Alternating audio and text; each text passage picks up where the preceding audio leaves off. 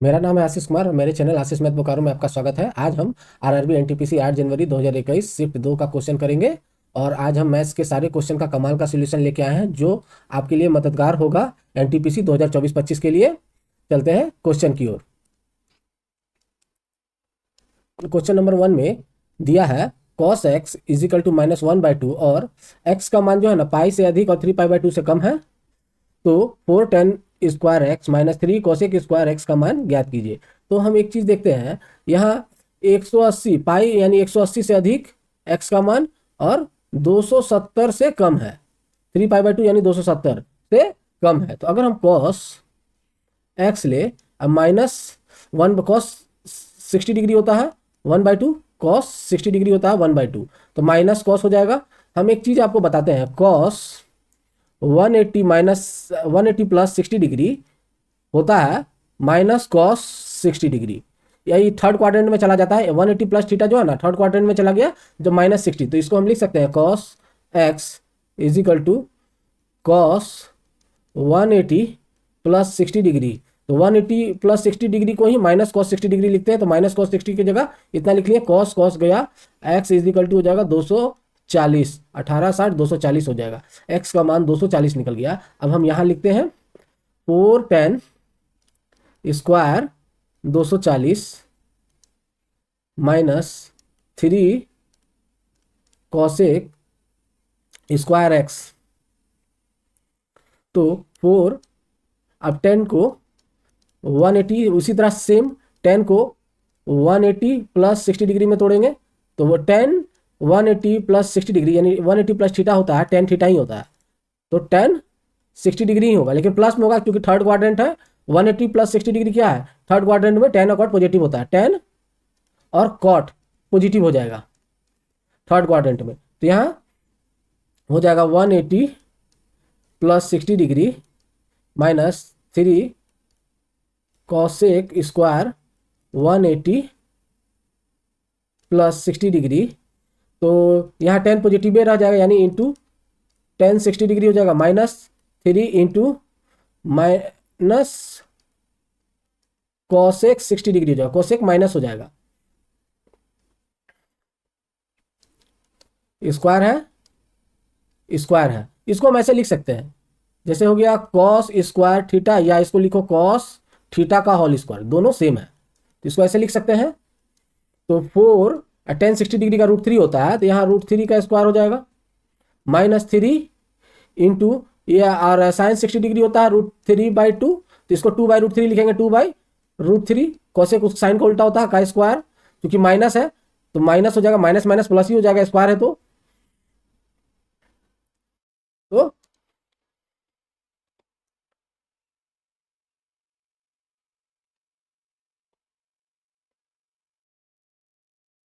अब आगे 4 into square है तो रूट हट जाएगा, इंटू 3 हो जाएगा, माइनस क्योंकि ये 3 इंटू 4/3 हो जाएगा, स्क्वायर होगा तो, अब माइनस माइनस प्लस हो जाएगा, स्क्वायर होगा तो 3 3 गया, 4 3 12 -4 इक्वल टू 8 हो जाएगा, जो कि ऑप्शन नंबर 1 में है। बढ़ते हैं नेक्स्ट क्वेश्चन की ओर।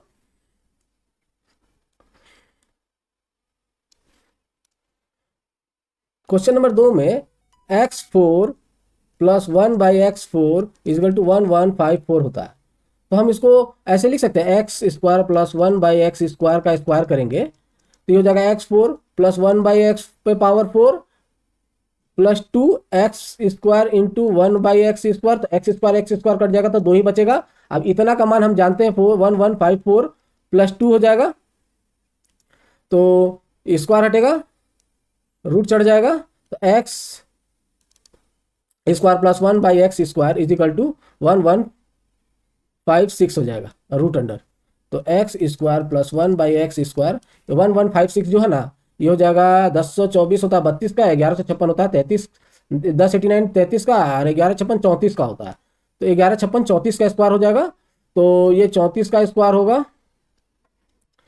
11 तो 34 बाहर निकल जाएगा, 1156 34 का स्क्वायर है, तो अब फिर से हम इसको करेंगे, x प्लस 1/x का होल स्क्वायर करेंगे तो हो जाएगा x square plus 1/x square plus 2x into 1/x हो जाएगा, तो x तो कट ही जाएगा, इतना का मान 34 है, अब प्लस 2 तो 36 हो जाएगा, अब हम जानते हैं x प्लस 1/x² हटेगा तो रूट चढ़ जाएगा, तो ये हो जाएगा 6, यानी x plus 1/x equal to 6। Option number 3। बढ़ते हैं नेक्स्ट क्वेश्चन की ओर।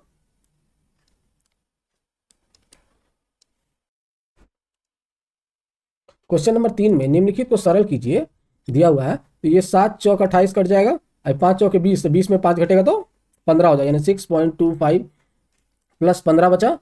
नीचे इसको घटा देते हैं, 3/4 इंटू घटने के बाद ये 3, ये हो जाएगा 12.4, 4 4 गया, 5 में 3 गया, 12 हो जाएगा। 4 से काटेंगे तो 4 तिहाई 12, 4 एकम 4, मतलब यहाँ हो जाएगा 3 इंटू 3.1 प्लस 5 इंटू 2.39, इतना हो जाएगा। इतना हो जाएगा तो ये हो जाएगा 15 6 21.25, ये हो जाएगा 3 तिहाई 9, ये 3 और 3 तिहाई 9, और ये गुना करेंगे इसमें, प्लस 5 9 45 का 9 5 45 का 5 बचा 4, 5 तिहाई 15, 4 19 बचा 1, 5 दूनी 10 और 1 11, 11.95। तो हम इसको लिख सकते हैं 21.25, और नीचे हो जाएगा इसको और इसको जोड़ दो, इसके पॉइंट के बाद 2 जीरो, इसको जीरो दे दो, 5 0 5 हो जाएगा, और 3 9 12 का 2 बचा 1, 11 9 20 और 1 21 हो जाएगा, 21.25, मतलब 21.25 कट गया, 1 बचा। Option number 1। बढ़ते हैं नेक्स्ट क्वेश्चन की ओर। क्वेश्चन नंबर 4 में एक चुनाव में 2 प्रत्याशी को प्राप्त मतों का अनुपात 2:9 था। यदि जीते हुए प्रत्याशी को इतना वोट प्राप्त हुए तो डाले गए कुल वोटों की संख्या। यहाँ बोल रहा है 2:9 में वोट मिला है, तो जिसको ज़्यादा मिला होगा वो जीता होगा, यानी 9 वाला जीता होगा। और जीता हुआ वोट कितना है? 984321।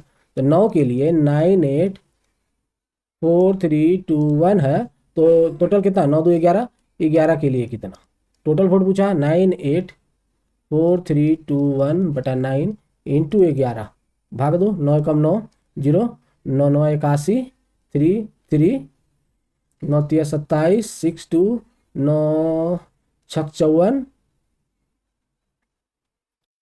8 1, 9 9 81। तो ये हो जाएगा 9 9 6 15, 9 1 10, 12 1 13, 10 2 1 हो गया 1203,059, 1203,059, ये ऑप्शन नंबर 3। ठीक है, बढ़ते हैं नेक्स्ट क्वेश्चन की ओर। क्वेश्चन नंबर 5 में इसमें दिया हुआ है 3 पे पावर 71, 3 पे पावर 72, 3 पे 73, 74, 75 दिया हुआ है। बोला किससे विभाजित होगा। हम क्या करते हैं, 3 पे पावर 71 को जो है ना कॉमन ले लेते हैं। यहाँ क्या बचेगा? 1 बचेगा। 71 तो कॉमन ले लिए तो 1 बचा। यहाँ पर 71 कॉमन लिए, क्योंकि 3 पे पावर कितना 72 है, 71 निकाल लेंगे हम बाहर। 3 पे पावर 71 निकाल लेंगे तो बचेगा इंटू 3, 3 पे पावर 71 इंटू 3, तो यहाँ बचेगा 3, यहाँ 1 बचेगा, यहाँ पर ही हो जाएगा 3 पे 2, और यहाँ बचेगा 3 पे 3 प्लस 3 पे 3, और यहाँ बचेगा 3 पे 4, 3 पे 4। इसको फिर से एक बार समझा देते हैं। हम क्या किए, 3 पे पावर 71 सबसे कॉमन ले लिए, 71 कॉमन लिए, तो ये 71 था तो 71 कॉमन ले लिए, बचा 1। यहाँ 3 पे पावर 72 था, 71 कॉमन ले लिए तो 1 3 बचा। ये 73 था, इसमें 71 कॉमन ले लिए, 3 का 2 बचा। और ये 74 था, 3 पे 3 बचा। 75 था, 3 पे 4 बचा। उसी तरह 3 पे 71, अब इसको जोड़ दो, ये 1 हो जाएगा, प्लस 3 हो जाएगा, प्लस 9 हो जाएगा, प्लस 27 हो जाएगा, प्लस 81 हो जाएगा। 9 3 12, 1 13, 1 14, और 14 और 7 21 का 1 बचा, 2 8, 2 10, 2 12। तो ये हो जाएगा 3 पे 71 इंटू 121। 121 किसका स्क्वायर होता है? 11 का स्क्वायर होता है, जो कि 11 से पूर्णतः कट जाएगा, 11 से कट जाएगा 11 बार में। तो बोल रहा किससे विभाजित है? तो 11 से विभाजित है, ऑप्शन नंबर 2। 121 आ रहा तो 11 से कट ही जाएगा। बढ़ते हैं नेक्स्ट क्वेश्चन की ओर। क्वेश्चन नंबर 6 में ए अकेला किसी कार्य को 10 दिन में पूरा कर सकता है, और बी उसी कार्य को 15 दिन में पूरा कर सकता है। ए और बी उस कार्य को 4800 रुपये में हाथ में लेते हैं वे सी की मदद से उस कार्य को 5 दिन में पूरा कर सकते हैं। सी को कितने धनराशि भुगतान करनी होगी? हम देख रहे हैं कि ए बी, एक 10 दिन में कर ले रहा है, एक कर ले रहा है 15 दिन में, और बोल रहा है कि सी का मदद से 5 दिन में खत्म कर ले रहा है। अगर A plus B plus C, A B जो है ना सी के साथ मिलकर 5 दिन में खत्म कर ले रहा है, तो तीनों का एलसीएम ले लो, तो 15 10 15 दूनी 30 हो जाएगा, एलसीएम 30। हम देखते हैं अगर हम टोटल 30 काम रहता, 30 काम होता तो 10 दिन में खत्म कर देता है, तो एक दिन में 3 काम करेगा, एक दिन में 3 काम करेगा, तो 10 दिन में खत्म होगा काम इसका। एक दिन में कितना काम करेगा? 3 काम, तब 10 दिन में 3 नहीं है, 30 काम खत्म होगा। ये 15 दिन में खत्म करता है काम, और टोटल 30 काम है, तो एक दिन में 2 काम करेगा। और ये कितना काम करेगा एक दिन में? ये 5 दिन में खत्म करता है, तो एक दिन में 5 36, एक दिन में 6 काम करेगा। तो हम एक चीज देखते हैं, ए, एक बी और सी, अगर हम तीनों का अनुपात निकाले क्षमता का, तो ये एक दिन का कितना काम करता है? 3 काम करता है। ये एक दिन में 2 काम करता है। 3 ए और बी मिलके एक दिन में 5 काम करता है, ए बी सी मिलके 6 काम करता है, तो ये 1 काम करेगा एक दिन में। यहां ए 3 काम कर रहा है एक दिन में, बी 2 काम कर रहा है, और ए बी सी 6 काम कर रहा है, यानी 3 तो 5 काम तो ए बी कर रहा है, और यहाँ टोटल 6 काम हो रहा है, तो यानी एक काम जो है ना सी कर रहा होगा। तो तीनों का अनुपात निकल गया। अब तीनों का अनुपात निकल गया, तो अब हम जानते हैं 3 2 5 1 6 के लिए वो 4800 रुपया को हमको तीनों का बांटना है, तो सी का हिस्सा कितना होगा यही पूछ रहा है। तो 6 के लिए 4800, सी तो एक क्षमता 1 है, तो 1 के लिए कितना? अब क्षमता पे पैसा का बंटवारा होता है कि इसका एक दिन का क्षमता 3 है, इसका 2 है, इसका 1 है, तो 4800 बटा 6 इंटू 1, 6 8 48 800 रुपया, ऑप्शन नंबर 4। बढ़ते नेक्स्ट क्वेश्चन की ओर। क्वेश्चन नंबर 7 में दिया है, सरल कीजिए निम्नलिखित को। ये चरी 8 32 कट जा रहा है, और 8 तिहाई 24, तो ये हो जाएगा 46 प्लस 24 माइनस 6, और नीचे 34 में 6 घटेगा तो बचेगा कितना? 28, और 4 से 7 बार में 28, 7 या 21, यानी 37 माइनस 21 हो जाएगा। तो ये 6 4 10 में 6 घटेगा तो 4 बचेगा, और 4 2 6 बटा ये 16 हो जाएगा, 16 चौके 64, ऑप्शन नंबर 4। बढ़ते हैं नेक्स्ट क्वेश्चन की ओर। क्वेश्चन नंबर 8 में ट्रिग्नोमेट्री का ये सवाल दिया हुआ है। अब बोल रहा है y का मान ज्ञात कीजिए। अगर हम ये देखें sec square 59 minus cot square 31, तो हम कॉट स्क्वायर 31 को लिख सकते हैं COT, कॉट 90 माइनस थीटा क्या होता है? टेन थीटा हो जाएगा। तो यहाँ पर ही हम कॉट ये 90 माइनस 31 करेंगे तो 1059 ही होगा। COT कॉट 90 माइनस 31 करेंगे 1059 होगा। तो यहाँ लिख सकते हैं 6 SEC sec square 59 minus 10 square 59 ही आएगा यहाँ पर। कॉट स्क्वायर 31 को कॉट 90 माइनस थीटा 10 थीटा ही होता है, प्लस 2/3 साइन 90 का मान 1 होता है, माइनस 3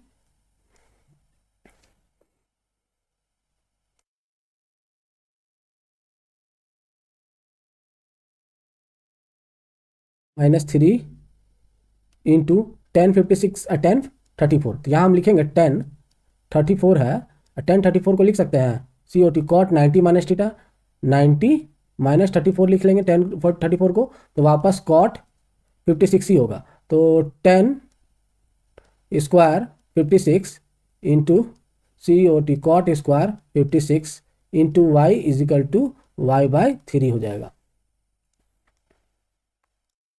तो एक चीज देखते हैं, तो एक फॉर्मूला है एस इसी sec square theta minus 10 square theta equal to 1 होता है। तो यहाँ पर इसका मान 1 हो जाएगा, 6 इंटू 1 हो जाएगा, प्लस 2/3 इंटू 1 तो 2/3 माइनस 3 10 स्क्वायर 56 और कॉट स्क्वायर 56 1 10 इंटू कॉट 1 होता है, ताकि कॉट जो है 10 का उल्टा होता है, 10 इंटू कॉट 1 हो जाता है। 10 स्क्वायर 56 और 10 कॉट स्क्वायर 1 हो जाएगा, into 1 into Y equal to y/3 हो जाएगा। तो 6 plus 2/3 minus 3y is equal to y/3 हो जाएगा, y/3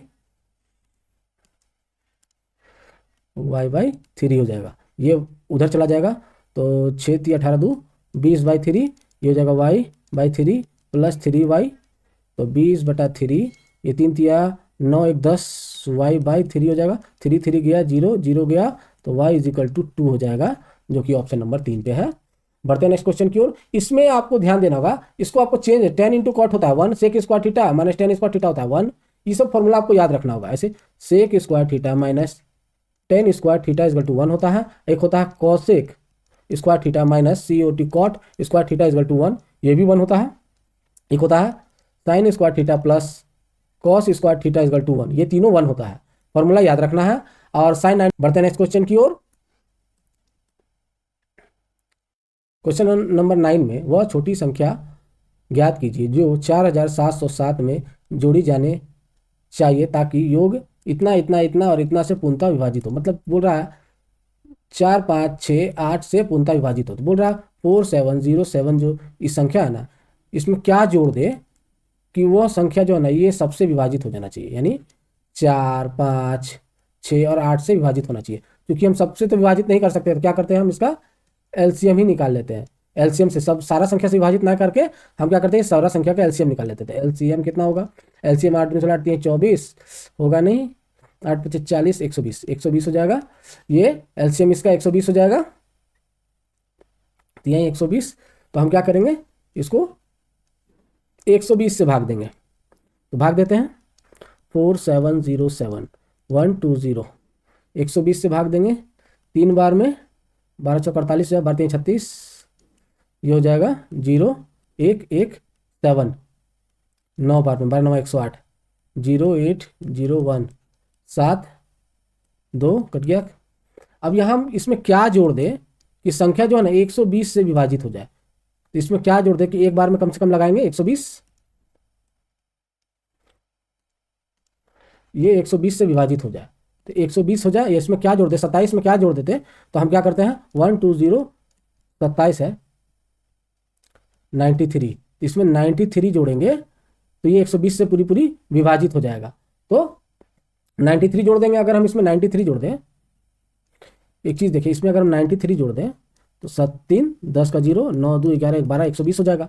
अब कम से एक बार में 120 तो चल ही जाएगा, तो पूरी पूरी विभाजित हो जाएगा, यानी 93 जोड़ दे पूरा पूरी विभाजित हो जाएगा, जो ऑप्शन नंबर 3 है 93। तो वही पूछ रहा था क्या जोड़ दे, जोड़ी जानी चाहिए ताकि योग इतना से विभाजित हो, यानी उस इतना से विभाजित हो, यानी उसके एलसीएम से विभाजित हो, 93 हो जाएगा ऑप्शन। बढ़ते हैं नेक्स्ट क्वेश्चन की ओर। क्वेश्चन नंबर 10 में एक ट्रेन समान चाल से 400 किलोमीटर की दूरी तय करती है। यदि 10 किलोमीटर प्रति घंटा अधिक होती तो वह उसी यात्रा को 2 घंटे कम समय लेती। बोल रहा ट्रेन का चाल, अगर हम देख रहे हैं, अगर दूरी अगर हम देख लें कितना है 400 किलोमीटर है। अगर ये एक्स का चाल से चलता है, चाल कितना है एक्स और समय टी, चाल एक्स और समय टी के चाल से चलता है, तो चाल इजगल टू दूरी बटा समय।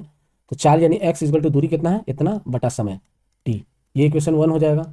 अब अगर बोल रहा है अगर चाल इसका बढ़ जाए, चाल एक्स 10 किलोमीटर बढ़ जाए तो एक्स प्लस 10 हो जाएगा। तो समय कितना लेगा, समय टी माइनस 2 लेगा, यानी 2 घंटा पहले पहुंच जाएगा। यहाँ बोल रहा है 2 घंटा, अगर 10 किलोमीटर अधिक चलता है तो 2 घंटा पहले पहुंच जाता है। तब 40 इक्वल टू कितना होगा, चाल यानी एक्स प्लस 10, 40 इक्वल टू दूरी बटा समय, दूरी यहाँ भी वही है 400 बटा टी माइनस 2, ये हो जाएगा इक्वेशन 2। 40 इक्वल टू दूरी बटा समय।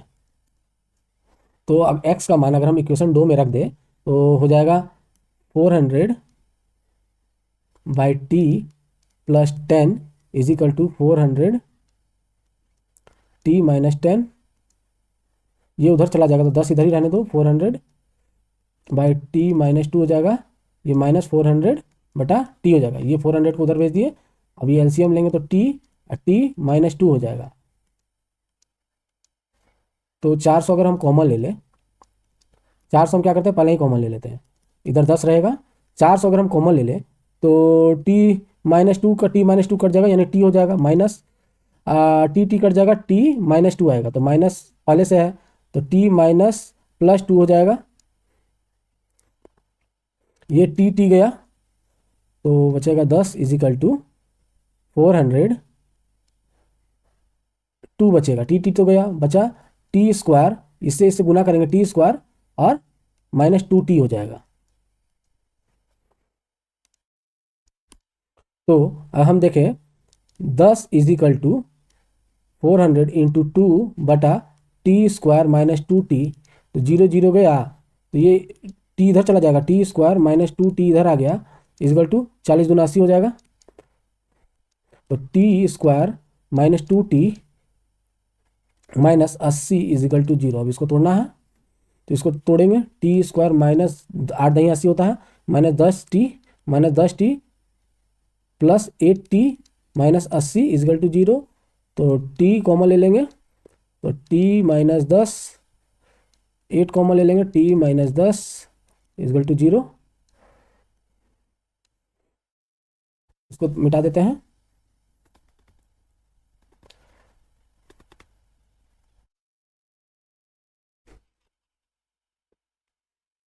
ये हो जाएगा t माइनस 10 और t minus 8, sorry t plus 8, t plus 8 हो जाएगा इजगल टू 0।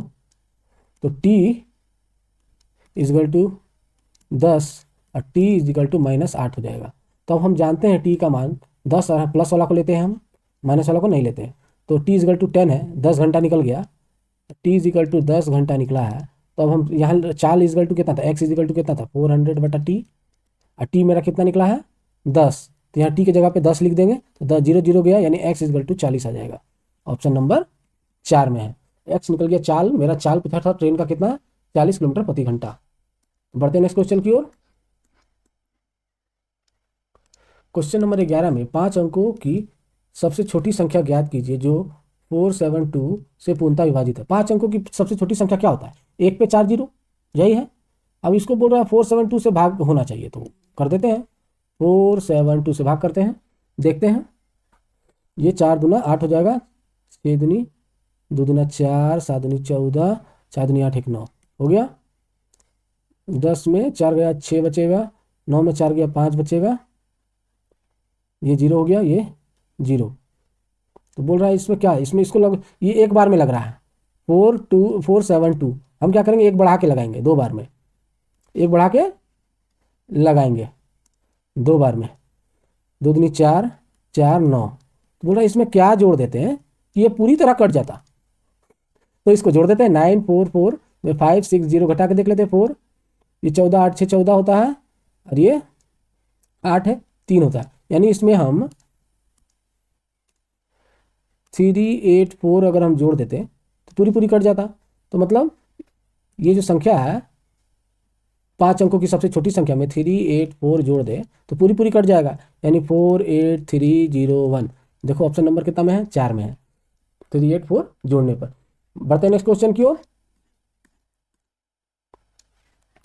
क्वेश्चन नंबर 12 में प्रति किलो गेहूं की कीमत 25% की कमी के कारण जॉन 600 रुपये में 5 किलो अधिक खरीद पा रहा है, तो गेहूं का मूल्य क्या होगा। इस तरह के क्वेश्चन में हम आपको बताते हैं किसी वस्तु का मूल्य में x% का कमी होता है, तो y रुपया में m kg वस्तु अधिक खरीद पाते हैं। तो घटा या बढ़ा मूल्य, x% का कमी हो जाए तो y रुपया में m kg वस्तु अधिक मिलता है।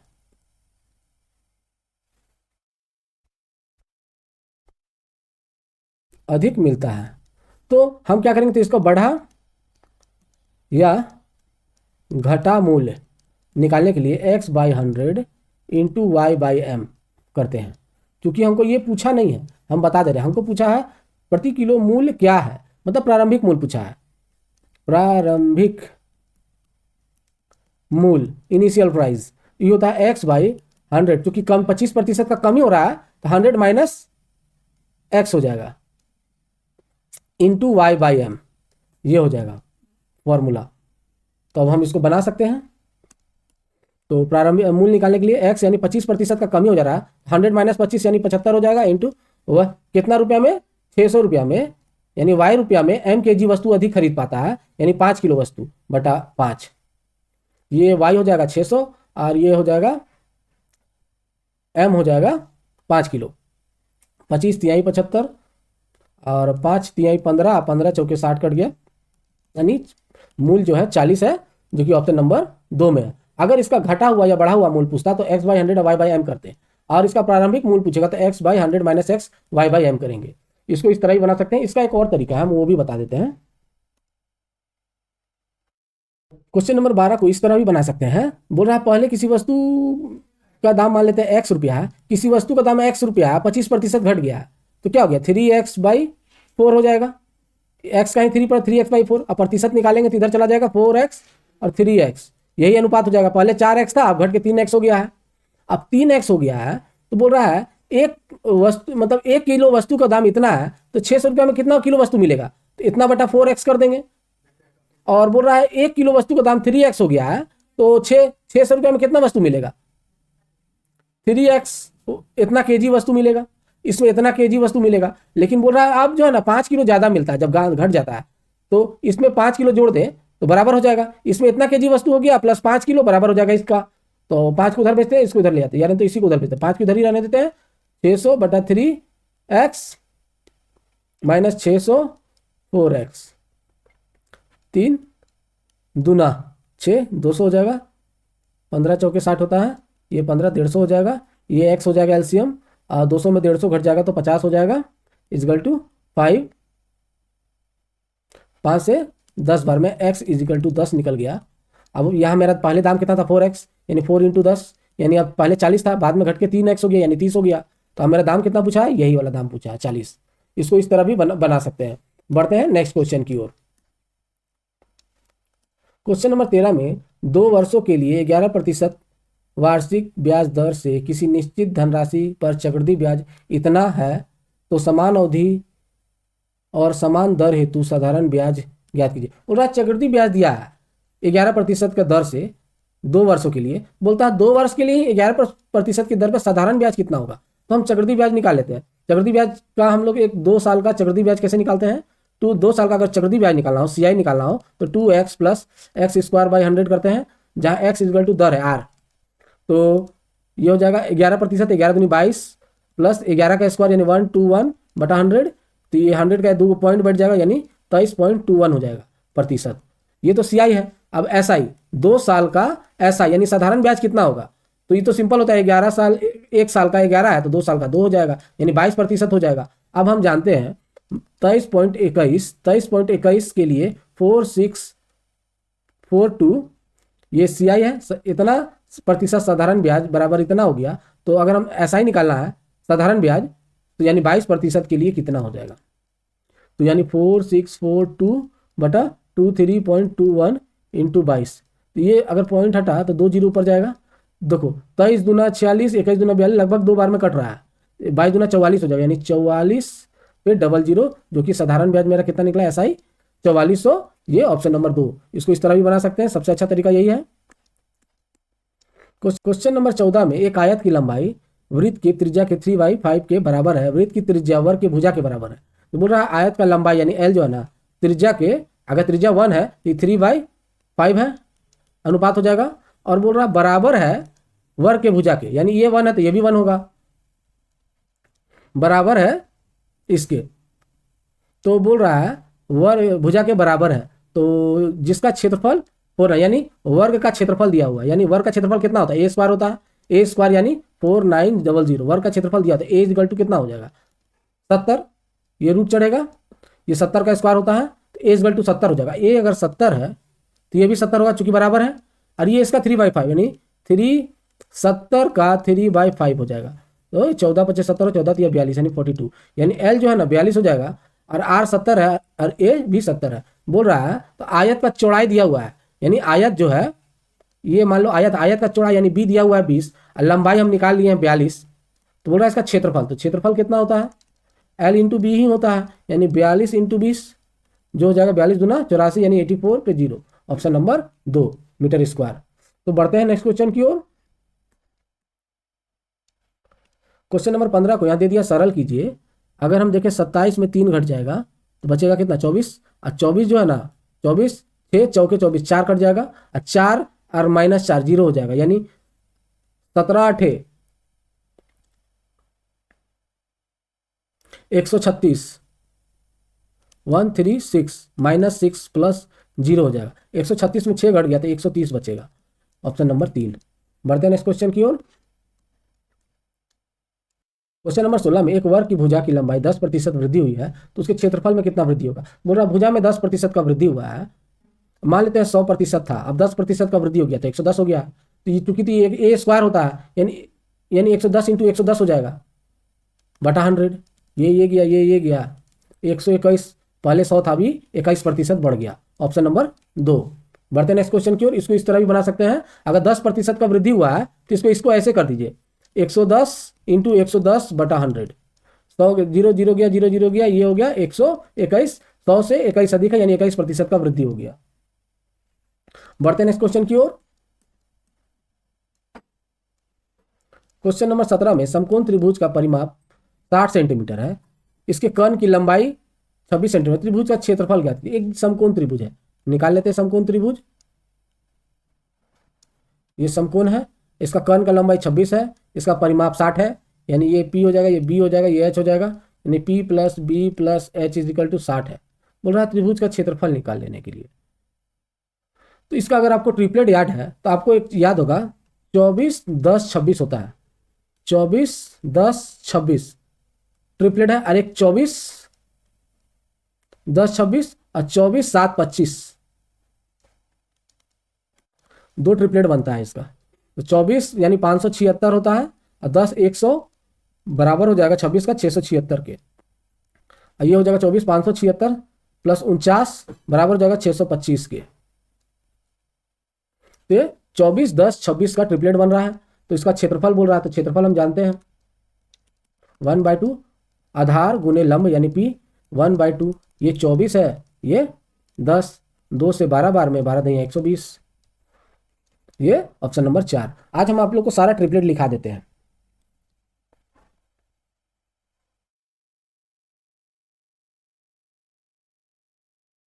ट्रिपलेट याद रहता है तो बहुत आसानी से बन जाता है। और एक सबसे पहला ट्रिपलेट है 3 4 और 5 का, फिर दूसरा है 6 8 और 10 का, फिर तीसरा 12 5 13 का, फिर 12 16 20 का, फिर 15 8 17 का, फिर 20 21 29, 24 5 24 7 25 24 10 26। इतना आप ट्रिपलेट याद रखिए, और भी है 2-3 जो हम भूल रहे हैं, लेकिन ये मेन ट्रिपलेट है, इसको आप याद रखिए। 21 28 35 होता है, ये भी आप याद रखिए। बढ़ते हैं नेक्स्ट क्वेश्चन की ओर।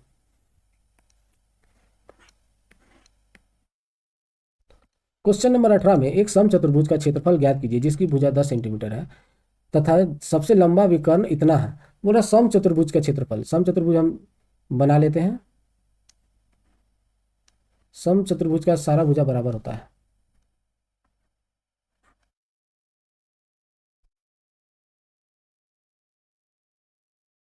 ये सारा भुजा बराबर है, ये D1 हो जाएगा, ये D2 हो जाएगा। तो समचतुर्भुज का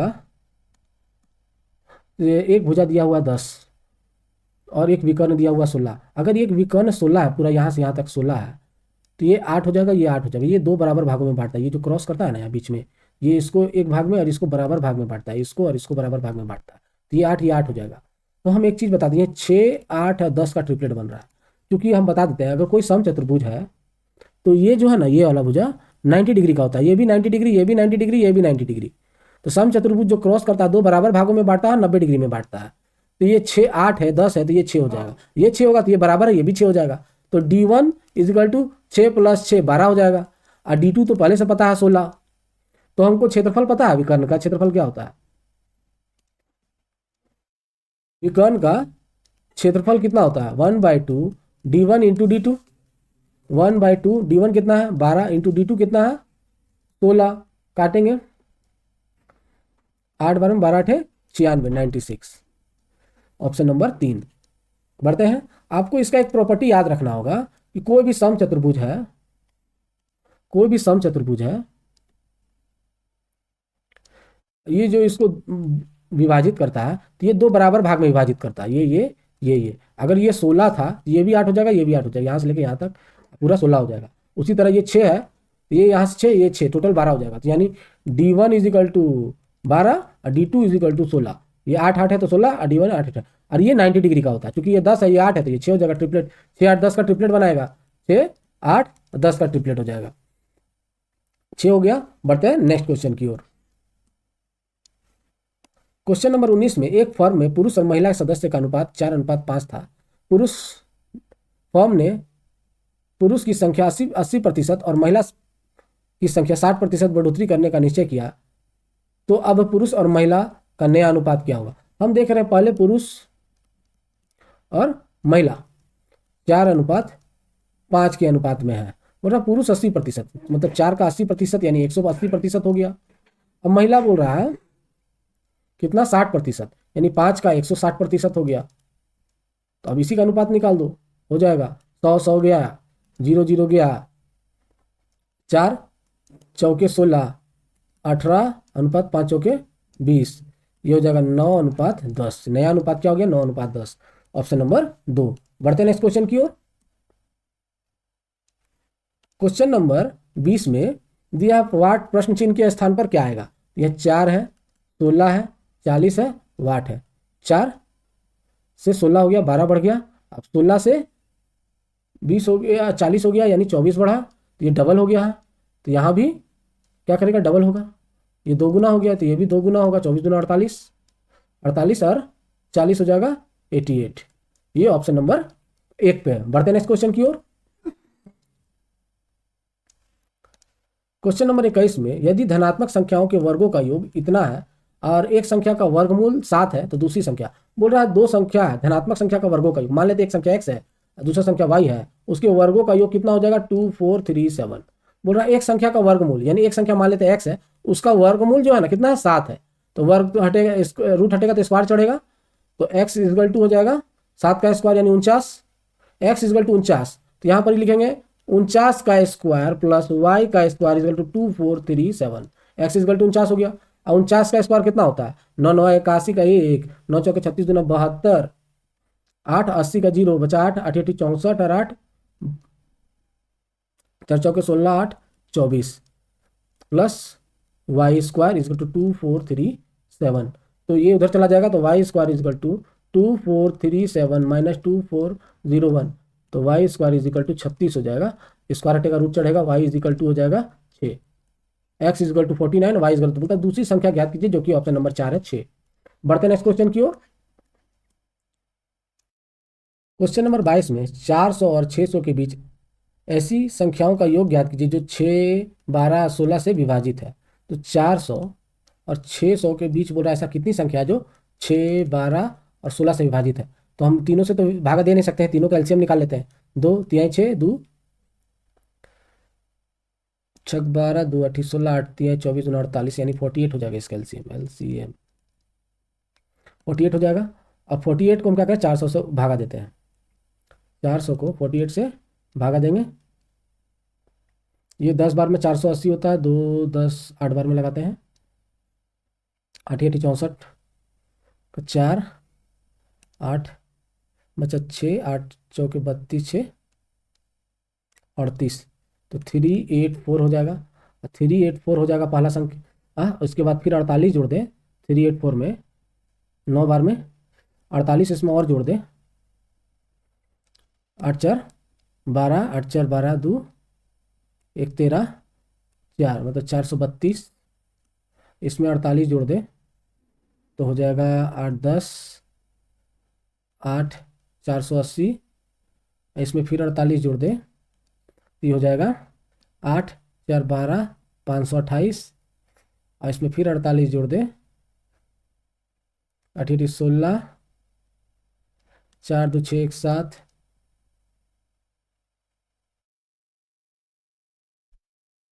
5। उसके बाद फिर 48 जोड़े तो 8 6 14, 7 4 11 1 12 बचा 1 6। तो हम एक चीज़ देख रहे हैं, ये लगातार जो है इतना इतना इतना इतना इतना इतना चलता जा रहा है, क्योंकि हमको 400 से और 600 के बीच वाला संख्या लेना है, तो इसको नहीं ले सकते हैं, इसको नहीं ले सकते हैं। 432 ले सकते हैं, 480 ये ले सकते हैं, 624 नहीं ले सकते, क्योंकि 600 संख्या यानी इतना इतना इतना बोल रहा है। तो 400 और 600 के बीच ऐसी संख्याओं का योग ज्ञात कीजिए जो 6, 12 और इतना से विभाजित हो। तो 48 से ये और ये 4 संख्या विभाजित है, इसका योग बोल रहा है, तो जोड़ देंगे। इसी का योग बोल रहा है, तो इसको जोड़ देंगे। तो 2, 8, 10, 6, 16 का 6 बचा 1, 3, 8, 11, 2, 13, 7, 20 और 1, 21 बचा 2, 4, 4, 8, 5, 5, 10, 18, 2, 20, ये हो जाएगा 20, 16, ऑप्शन नंबर 4। तो हम देखें इसको 48 से भाग किए तो ये लगभग 8 बार में 384 आ रहा है, 384, और 9 बार में 432 आएगा, 10 बार में इतना, 11 बार में इतना, 12 बार में इतना। तो हमको 400 से कम वाला, 400 से अधिक वाला, 600 से अधिक वाला नहीं लेना है, बाकी इसको लेना है, इतना लेना है, इतना लेना है, इतना लेना है, इतना लेना है। तो बाकी सबको जोड़ दिए, 20, 16 आ गया। अब 20, 16 इसका आंसर हो गया। बोल रहा है 48 से विभाजित होने वाला 400 और 600 के बीच, तो 400 और 600 के बीच संख्या को हम ले लिए। बढ़ते हैं नेक्स्ट क्वेश्चन की ओर। क्वेश्चन नंबर 23 में A square plus B square equal to 82 है, A into B equal to 9 है, तो A cube plus B cube का मान निकालना है। तो A cube plus B cube equal to होता है A plus B, A square minus A B plus B square. मेरे पास ए स्क्वायर बी स्क्वायर है, ए बी है, ए प्लस बी नहीं है, तो हम ए प्लस बी का होल स्क्वायर करेंगे। तो A square plus B square plus 2ab होता है। तो A square plus B square 82 है, तो यहाँ 82 लिखेंगे, प्लस 2 इंटू 9 लिखेंगे, ए बी की जगह, ए बी तो 9 है, तो 9 दूनी 18 हो जाएगा, 18 और 82 कितना होता है, 100 हो जाएगा। यानी ए प्लस बी का होल स्क्वायर इजगल टू 100। तो रूट हटेगा तो स्क्वायर हटेगा तो रूट चढ़ेगा, ए प्लस बी इजगल टू 10। तो हमको पता चल गया ए प्लस बी इजगल टू 10 है, तो अब हम निकाल सकते हैं। यहाँ 10 लिखेंगे, ए स्क्वायर प्लस बी स्क्वायर की जगह 82 लिखेंगे, माइनस ए बी की जगह 9 लिख लेंगे, तो हो जाएगा 10, 9 घटेगा 3, 7 इंटू इतना हो जाएगा 730, 730, ऑप्शन नंबर 3। बढ़ते हैं नेक्स्ट क्वेश्चन की ओर।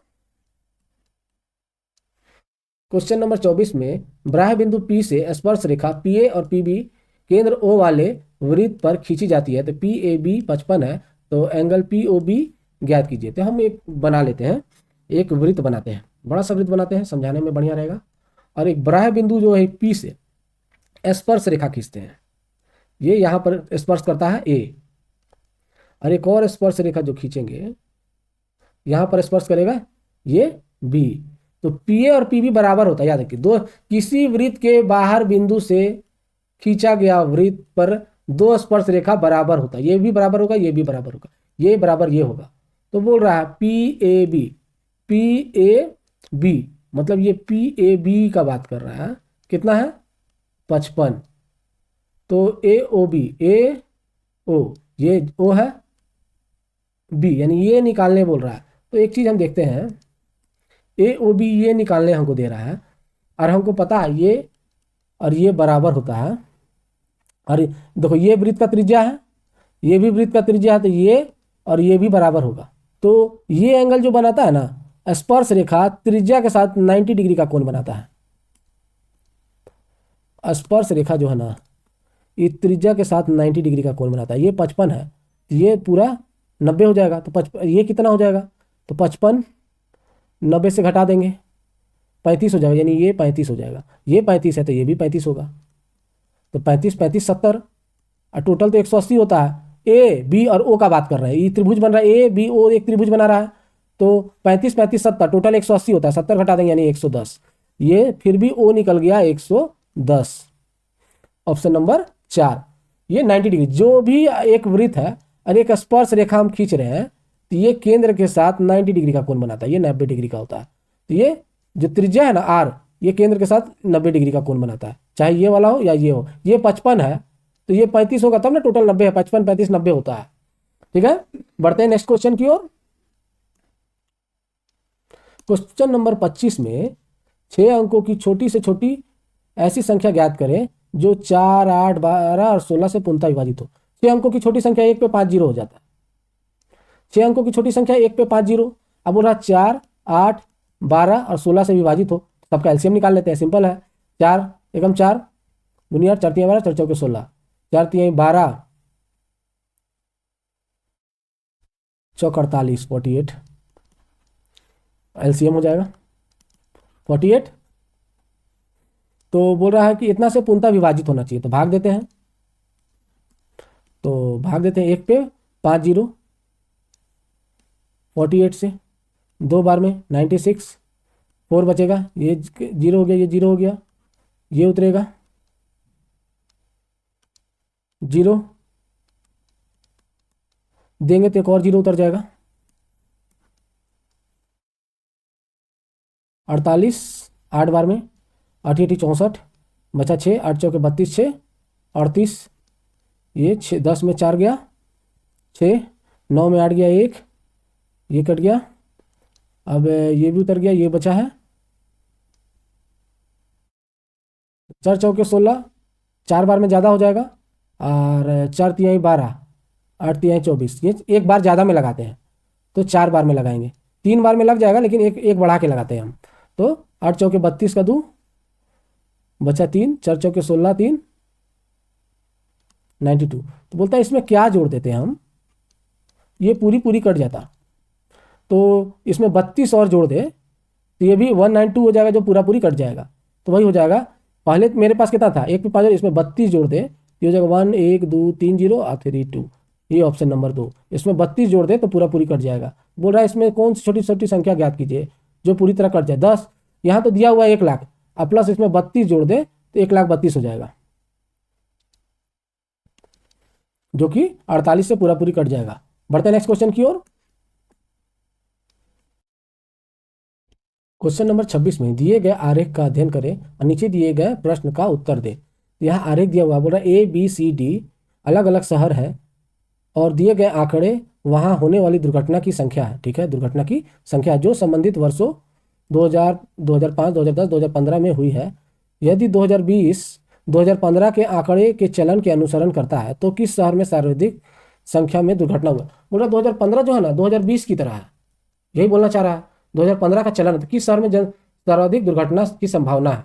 तो 2015 में कौन सा है, यानी 2015 में ए में 550 है और बाकी में कम है, यानी 2015 में ए में सबसे ज़्यादा है, यानी 2020 में भी ए में सबसे ज़्यादा दुर्घटना होगा, यानी ऑप्शन नंबर 2 ए हो जाएगा। बढ़ते हैं नेक्स्ट क्वेश्चन की ओर।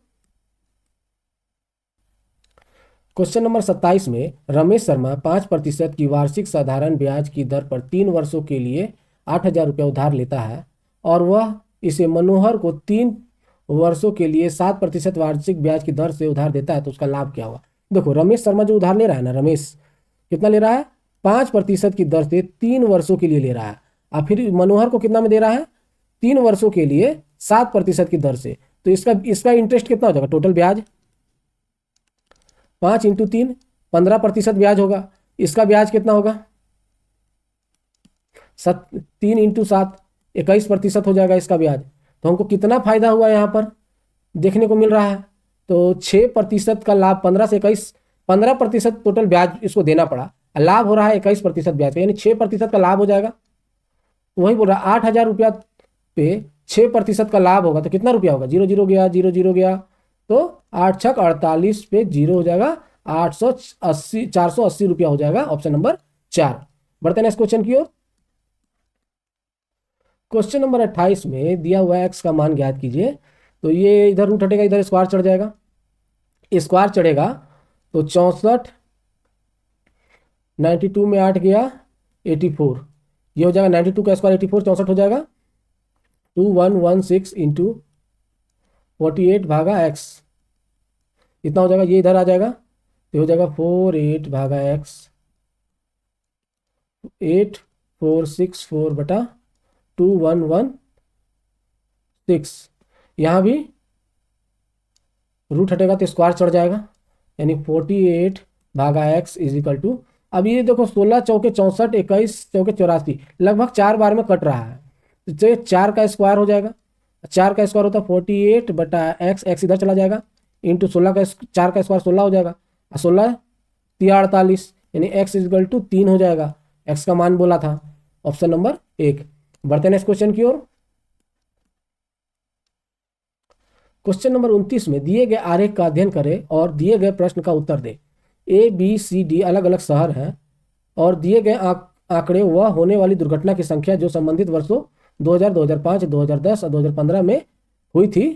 तो क्वेश्चन है, दिए गए आंकड़ों के आधार पर किस शहर में दुर्घटना नियंत्रण को सबसे प्रभावकारी कहा गया है। तो हम देख रहे हैं ए को, ए में हुआ बता दे रहे हैं 2005, 2005, 10, 15। तो 2000 में ए में 400 हुआ है दुर्घटना, फिर 600 हुआ है, फिर 500 हुआ है, फिर 550 हुआ है। और बी में 600, फिर 550, फिर 350 और फिर 300। और सी में 450, 550, 350, 300, 350, फिर 300। तो हम देख रहे हैं बी जो है ना लगातार घटते जा रहा है, यानी इसका दुर्घटना नियंत्रण बहुत बढ़िया है। इसमें देखो ए में क्या हुआ, ए में पहले 400, फिर 600, फिर 500, फिर 550। तो इसका अनियमित है। इसमें देखो लगातार घट 600 से 550, 350 और 300, तो लगातार घटते जा रहा है। यानी बी का जो है ना दुर्घटना नियंत्रण सबसे अच्छा है। दुर्घटना नियंत्रण को सबसे प्रभावकारी कहा जा सकता है बी का। लगातार इसमें दुर्घटना घटते जा रहा है और ऐसा ना सी में हो रहा है ना ए में हो रहा है। बढ़ते नेक्स्ट क्वेश्चन की ओर। क्वेश्चन नंबर 30 में बी की तुलना में ए 5 गुना बेहतर है। बोल रहा बी की तुलना में ए जो है ना 5 गुना बेहतर है। ये 1 है तो ये 5 हो जाएगा, अनुपात निकल गया। इसलिए यह काम को पूरा करने में बी से तुलना में 60 दिन कम लेता है। बोल रहा है ए जो है ना बी जो है बी की तुलना में ए 5 गुना बेहतर है और इसलिए वह काम करने में बी की तुलना में 60 दिन कम लेता है। तो एक साथ मिलकर काम करते हैं तो उस काम को कितने दिन में पूरा करेगा। तो ये हो गया आपको बेहतर, ये बेहतर काम कर, ये क्षमता का अनुपात हो गया। तो समय का अनुपात 1:5 हो जाएगा। क्षमता का अनुपात का उल्टा होता है समय का अनुपात, तो 1:5। तो यहाँ बोला अगर ये x है तो ये 5x हो जाएगा। तो दोनों को घटा दे यानी 4x। तो ये कितना दिन, तो बोला 60 दिन अधिक लग रहा है, तो 4x के लिए 60 दिन हो जाएगा। तो x = 15 दिन हो जाएगा। तो अब हम देख रहे हैं x = 15 दिन, तो ये हो जाएगा 15, ये हो जाएगा 15 × 5 = 75। तो दोनों मिलकर ए किसी काम को 15 दिन में, बी किसी काम को 75 दिन में, तो दोनों मिलकर कितना दिन में करता है। तो एलसीएम ले लेते हैं, 15 और 75 का एलसीएम 75 ही होता है। ये 75 काम है, ये 15 दिन में करता है, ये 75 दिन में करता है। 15 दिन में तो एक दिन में 5 काम करेगा, ये एक दिन में एक ही काम करेगा। 75 एकम 75, ये 75 एकम 75, तब 75 दिन में खत्म होगा। तो दोनों मिल के काम कर रहा था, यानी दोनों मिल के 5 1 6 काम करेगा एक दिन में, यानी 75 काम को एक दिन में 6 काम कर रहा है। तो भागा देंगे 3 दूनी 3 से 25 बार में, यानी 25/2 यानी 12.5 दिन में काम खत्म हो जाएगा। Option number 4। बढ़ते नेक्स्ट क्वेश्चन की ओर। क्वेश्चन नंबर 31 में दिया हुआ A B C D E F का माध्य दिया हुआ है 36 और बी डी एफ का माध्य दिया हुआ है 28। ए सी ई का माध्य बोला है निकालने के लिए। हम देख रहे हैं ए बी सी डी ई और एफ का मतलब ये 6 संख्या का माध्य कितना है, 36 है। तो योग कितना होगा, योग 36 × 6 हो जाएगा, यानी 216। यानी A plus B plus C plus D plus E plus F = 216 हो जाएगा। 6 संख्या का औसत 36 है तो योग कितना होगा, इतना। हम जानते हैं औसत = क्या होता है, राशियों का योग बटा राशियों की संख्या। राशियों का योग, संख्या को औसत से गुना कर देंगे तो योग निकल जाएगा इधर ले जाके। तो वही है, राशियों की संख्या 6 है, योग औसत दिया हुआ है, गुना कर दिया, योग निकल गया 216। अब दूसरा का दिया हुआ है मतलब बी डी और एफ का औसत, मतलब बाकी 3 संख्या का औसत दिया हुआ है 28। तो योग कितना होगा, सेम उसकी तरह 28 × 3 कर देंगे तो योग निकल जाएगा। 28 × 8 = 24 का 4 और 3 दूना 6 2 8 84 हो जाएगा। यानी B plus D plus F का योग हो जाएगा 84। यानी B plus D plus F is equal to 84। अगर हम इसको घटा दें तो बी बी कट गया, डी डी कट गया, एफ एफ कट गया, तो ए सी और ई बचेगा, तो घट जाएगा तो 2 और 11 में 8 3 11 होता है, 132 हो जाएगा। यानी ए सी ई का मान 132 हो जाएगा। हमको क्या पूछा है, ए सी और ई का माध्य पूछ रहा है, कितना माध्य कितना होगा। तो ए सी ई का योग कितना है, इतना, तो माध्य होगा, तो माध्य इज इक्वल टू ए सी और ई का माध्य हो जाएगा 132/3। राशियों के योग बटा राशियों की संख्या, माध्य निकालने का 3 चौके 12, 3 चौके 12, यानी माध्य इज इक्वल टू 44 हो जाएगा, ऑप्शन नंबर 2। बढ़ते हैं नेक्स्ट क्वेश्चन की ओर। क्वेश्चन नंबर 32 में ए बी सी डी का औसत भार 56 kg है। यदि ए बी सी का औसत भार 52 है तो सी डी का औसत भार 48 है, तो सी का भार पूछ रहा है। तो हम जानते हैं ए बी सी डी यानी 4 संख्या का औसत कितना है, 56 है। ए बी सी डी चारों संख्या का औसत कितना है, 56 है, तो योग कितना होगा, योग 56 × 4 हो जाएगा। योग 4 संख्याओं का योग, यानी A plus B plus C plus D is equal to 56 × 4, 6 चौके 24 और 5 चौके 20, 2 22, 224 हो जाएगा। ए बी सी डी का योग इज इक्वल टू इतना हो जाएगा। उसी तरह ए बी सी यानी 3 संख्या का औसत भार 52 है, तो योग कितना होगा इसका, योग 52 × 3 हो जाएगा, 3 दूना 6, 5 3 15, यानी A plus B plus C is equal to 156 हो जाएगा। सी और डी का औसत यानी 2 संख्या का औसत दिया हुआ है, 2 संख्या का औसत 48 है, तो योग कितना होगा, योग 48 × 2 हो जाएगा, यानी C plus D is equal to 48 दूना 96 हो जाएगा। तब हमको पता है,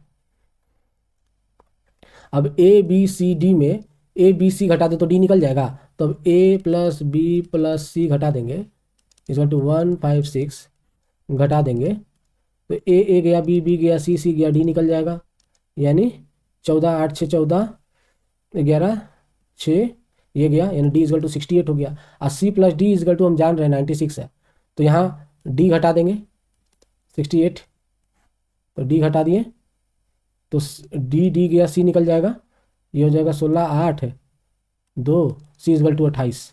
तो यहाँ पूछा है सी का भार कितना था, सी का भार 28 है, ऑप्शन नंबर 2। बढ़ते हैं नेक्स्ट क्वेश्चन की ओर।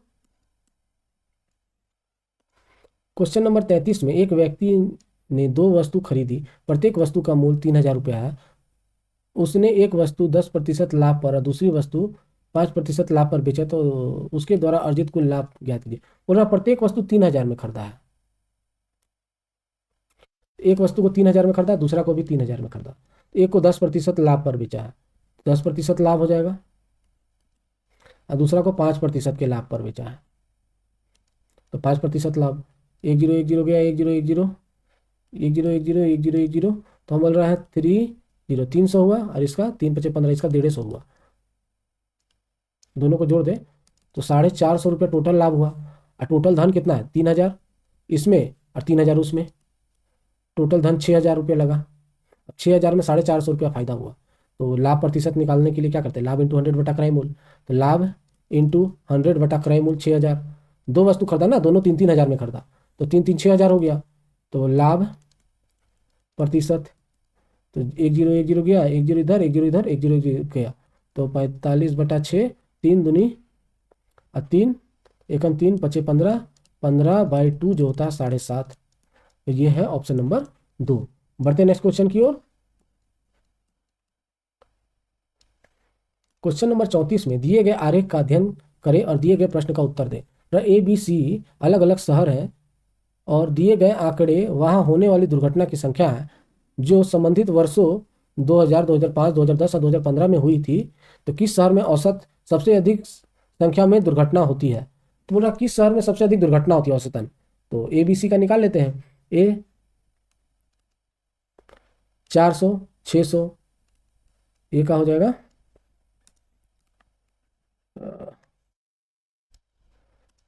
ए का 400 600 500 550 550, ये हो जाएगा 50, 5 दूनी 10, 6 4 10, ये हो जाएगा 2000 बी का 6, 5.5, 3.5, 3, 6, 5.5, 3.5 और 3 इतना है। 0 5 10 का 0, 6 5 11, 6 17, 1 18 हो जाएगा।